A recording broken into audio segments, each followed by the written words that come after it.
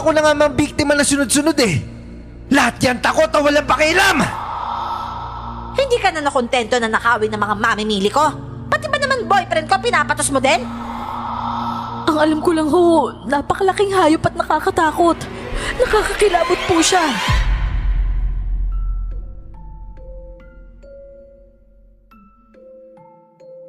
Hindi maiiwasan sa buhay probinsya ang paboritong libangan ng mga kapitbahay.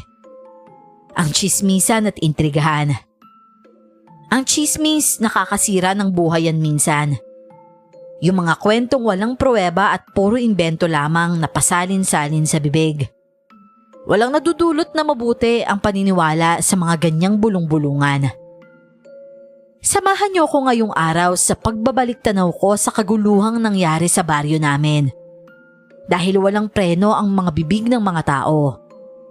At dito ko natutunan, bago ka maniwala sa mga walang alam, siguraduhin muna dahil mahirap magtiwala sa mga makakating dila. Ako nga po pala si Lisa. At ito ang aking kwento. Bago ko po simulan ng istorya, huwag kalimutang mag-subscribe bilang suporta sa ating channel. Nagsimula ang lahat isang tag-init na araw. Galing ako sa palengke, bit-bit ang mga pinamili kong paninda. At pauwi na ako nang marinig ang pamilyar na tinis ng boses ng paborito kong kapitbahay. Si Ate Karen, may sinusungitan na naman.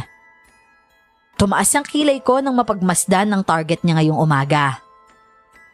Isang matandang lalaki ang tarantang-taranta sa harap ng tindahan niya. Napalingon ako sa kapatid kong masugid na nanonood sa nangyayari. Medyo tapatan ng tindahan namin ni Ate Karen, kaya hindi namin maiwasan mapanood ang ginagawa niya mula sa kabilang kalsada.